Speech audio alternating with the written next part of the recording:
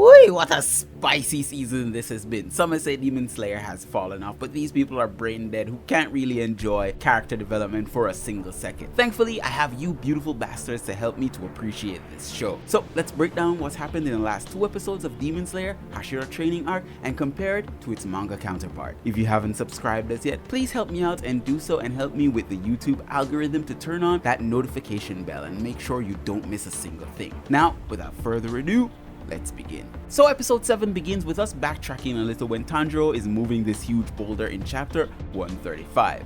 A little before that, we get to see Chuntaro flying like a bat out of hell with a letter. And I wonder what's in it.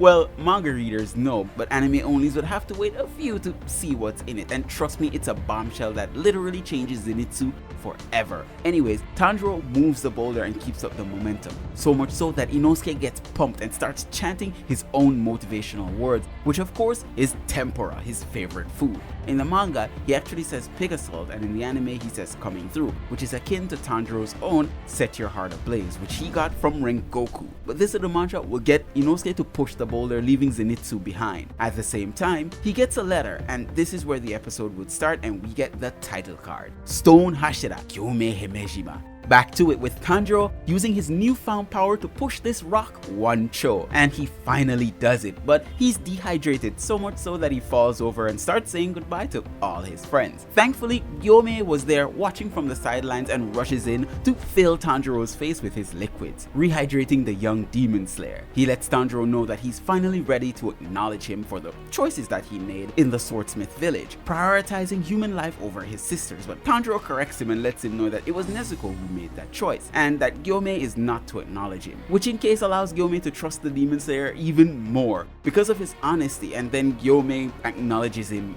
even more, which is weird. So now he regales us with this story, and we're here for it. So back in the day, I think when he was about 18 or 19, he was taking care of some kids, to be specific, 9 of them. And if you weren't paying attention to one of these kids, one of them actually looks familiar, and we met them already back in episode 15, 16, 17, when Zenitsu was facing off with the spider demon. Seems he became the Suguko for the former Thunder Hashira, but before that he was being taken care of by Gyomei, and even then he was a horrible piece of shit, and trust me, his story isn't over as yet. Anyways, they were all living happily until this child stayed out late and came across a demon, but instead of being devoured by the demon, he made a deal. Spare his life and eat the others, he said, and he went in and removed the wisteria incense to let the demon in. In an instant, it killed some of the kids, making its way inside. Gyomei tried to save the others, but they were too scared and got killed as well. After all, he was a scrawny, blind human, and who would trust him to take care of them? Now only one small child remained. So Gyomei did everything that he could to protect her, and he threw his fists. It was then that he discovered that he had overwhelming power, so formidable it held the demon in place until the sun killed it, but it got worse. The child was so confused that she said that Gyomei killed the others, and he was imprisoned and sentenced to death for it, until the master came and saved him. This is why he's been so distrustful of Tanjiro, not being able to predict his movements because he's a child and he doesn't know better. But through Tanjiro's actions, he's shown Gyomei that he's worth it. And so Gyomei acknowledges the young demon slayer with a pat on the head. And this is where the chapter ends and the midpoint of the episode. Chapter 136 starts out with Genya and Tanjiro having a little heart-to-heart as Inosuke chows down. Gyomei won't make Genya his successor because he doesn't know how to use breathing styles, but he still trains the young demon slayer. Despite not being able to use breathing styles, he's still very powerful. A small interjection here, the anime made sure to include Tanjiro stopping Inosuke from eating Zenitsu's fish. In the manga, he wasn't mentioned until we get to his panel. Anyways, Inosuke and Genya get into a fight after Inosuke makes some fun of Genya for not being able to use breathing styles. This is when Tanjiro decides to check on Zenitsu, who's noticeably different. And here it's a bit weird to me that Tanjiro didn't really check on him, because normally if one of his friends is in trouble, he would sense that something is off and he would usually try his best to help. But instead of that, he just leaves Pikachu to its own devices. And he seems much different from before. No more screaming, but a face full of blood and determination. His eyes are set on the future, and I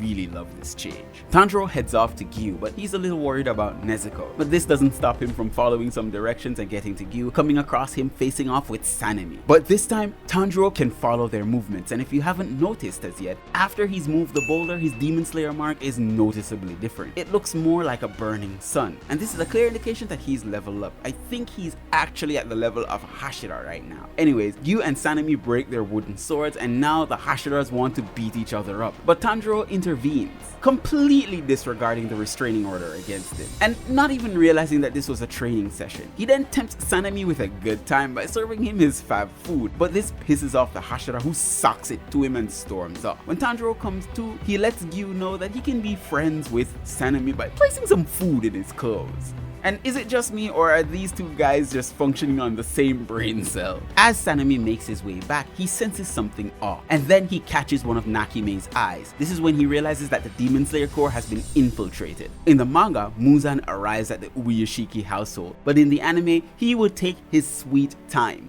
making a really extended walk scene. Literally 3 minutes of Muzan just walking.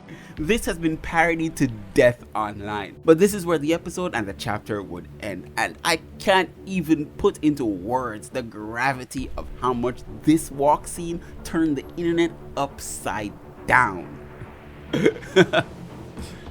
Demon Slayer episode 8 starts out with the smoothest moonwalk you've ever seen, with Muzan walking into the Ubuyashiki household. The previous episode featured this walk in its full entirety, but this episode brings it down just a little bit, focusing on the epic parts. And I don't know about you, but I never knew a walk could be this goddamn epic. It's time for a little heart-to-heart as two mortal enemies finally meet face to face. We don't get an opening, but we do get the title card, and if you've been looking closely, you'll realize that the title card has multiple Hashira patterns at the back. The Hashira unite. Anyways, Amane tells the master how Muzan looks, because if you didn't know, the master is blind right now. So he addresses Muzan, who is very disappointed to see the man that he's been looking for looks and smells like a corpse. Apparently, the doctor told the master that he would die a few months back, but he's been a little bugger and still kicking it. That's because he's ready to face off with Muzan. But then he drops a bombshell. Seems Muzan and the Ubuyashiki are of the same blood. Well, of the same family over 1,000 years ago. You see, due to Muzan turning into a demon, the family was cursed, and so the bloodline would die off early. But they found a way to circumvent this by marrying young and having a lot of kids, but none of these kids would live past the age of 30. This is why they work so closely with the Demon Slayer Corps. Their mission is to end Muzan. Muzan thinks that he's invincible and can never be struck down by God. But he's delusional, thinking that people had forgiven him for his evil deeds, because over the thousands of years he's been murdering, no one has forgiven him.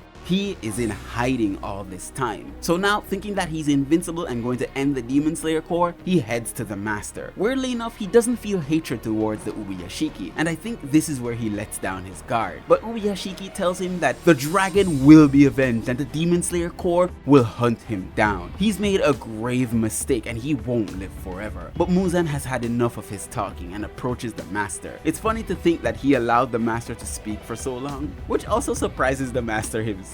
But then the Hashira are on their way. Many would think that they would make it on time to protect the master, but they don't know the plan behind the scenes. This is where chapter 137 would end. Chapter 138 begins with the Hashiras having a meeting. Seems none of the Ubuyashiki has ever had a guard. This seems to be a huge oversight in their ranks, but in truth, it's all a part of the plan. And then Ufotable hits us with an amazing freaking explosion sequence. Man, the Sakuga here was totally mouth-watering. Just look at the freaking detail of this fire, the debris around them, the procedural destruction. Oh my god, this is movie level quality right here. Now, a small change in the anime is when Muzan is blown away, he falls onto the ground as he recovers, but in the manga, he would still be standing in the same place as the explosion calmed down. It's really incredible how they animated his panic, but to think even in this state, he's still thinking about the future. On top of that, he realizes that there is more to come, but he still can't believe Ubuyashiki would sacrifice his very wife and children to get the upper hand. Can you imagine the strength that took? Not to be alarmed though, he still actually has 2 kids somewhere. You'll see them later on. Is that a spoiler? I think that's a spoiler, I'm sorry. The explosion also seems to have been laced with small spikes, which slows Muzan's regeneration, but before he could fully regenerate, a demon blood art explodes out. A perfect one to hold him in place. But it seems that Muzan's ex-girlfriend has come to exact her revenge by forcing her fist up his gut. Damn, that sounded weird. She filled it with a medicine that turns demons into humans, but Muzan doesn't believe this because how could such a thing really exist? But she lets him know that she's completed this medicine. Muzan begins to taunt her about her past, saying that it was her fault for turning into a demon and eating her kids and husband. But she kind of shrugs it off and says, hey, I'm gonna kick it through the pain and still kill you. This isn't going to get you out of this, Muzan. One thing I really love is that Muzan regenerated his pants. Not his shirt, not his undergarment, not his awesome cape, but his pants. And I see a lot of people screaming in the comments like, hey, why did he regenerate his pants? Can demons even do that? Yes, in truth and actuality, demons can regenerate clothing and even weapons as well, as we've seen with Daki and her brother. So it isn't really so much as a surprise, but to think that Muzan would prioritize his white pants over everything else, man, come on. And funny enough, I also see so many people drooling over Muzan's half-naked body. Like, do you know that this is a monster that kills people for a living? Come on. She shouts for the stone Hashira to do it and take down the demon king, and he comes in with his huge self. Now, if you've taken notice, these things on him that burned off were Yushido concealing one's presence. That's why Muzan didn't notice any of them. He's been here a while, and he launches his spike flail at the demon king, blowing off his head, and that's some good animation. If you slow it down, you can see Muzan's eyes pop out of his goddamn head. This is amazing. Now we get two amazing scenes from Gyomei here. One of the master of their first meeting as he welcomes Gyomei into the Demon Slayer Corps, and the next one of him telling Himejima his plan to use him as bait to lure out the Demon King. It seems the Ubuyashiki possess some kind of foresight ability, allowing them to predict the Demon King's movements. And it's just as Gyomei thought. You can't kill the Demon King by chopping off his head. He regenerates back in a quick moment. The only thing that can really kill him is sunlight, which now they're actually trying to do by holding him in place. But this monster is on a whole new level. He starts to regenerate much faster than he expected, and he unleashes his demon blood art to slice Gyomei to ribbons. But Gyomei unleashes a power of his own, showing that he's not just for show, he has the power to match, and he's damn good at it. Now all the Hashira finally arrive to see the carnage unfolding, and Gyomei lets them know that this is Muzan Kibutsuji, which ignites their blood as they all unleash their breathing forms at this monster. But Muzan unleashes his trump card, Nakime's Demon Blood Art, the Infinity Castle, and traps all the Demon Slayers, including all of those that aren't in the area right now. If you didn't notice, all season she's been keeping track of most of the Demon Slayers. Genya, Inosuke, Murata, Kanao, and all the other Hashiras, and Zenitsu, who's now fully locked and ready for the fight. The animation here was so freaking sick. Ufotable has been flexing this entire episode. This would be the end of the episode, and I must say, what a way to end a finale. This would also be the end of the chapter if you didn't know. At the end of the Taisho era period, we get the voice cameo for Rengoku's voice actor, which I think was amazing to say. And then we get the trailer and announcement for the Infinity Castle, which will feature 3 movies, which I'm hyped and pumped for. That, like, you don't even know. This episode got me screaming on my voice. As you know, movies will take a little time to produce, but I'll be here for it. In the meantime, during the middle of all of this, I'll be doing much more Demon Slayer content, so stay tuned to the channel. Guys, let me know in the comments below what you thought of this episode, the previous episode, and the announcement for the Infinity Castle trilogy movies. I really want to know your thoughts, as I'm hyped for this. I bet the whole world is hyped for this. What are you looking forward to? Now, we have to remember that there are 3 upper moons and 1 replacement moon that we've seen so far, but who knows how many other demons there could be out there. I've read the manga, so I know where this is going. Please don't spoil it for the anime onlys. I have to say time and time again. That's it for me. I've been your host, Kyle. Peace out and stay safe out there, V Nation.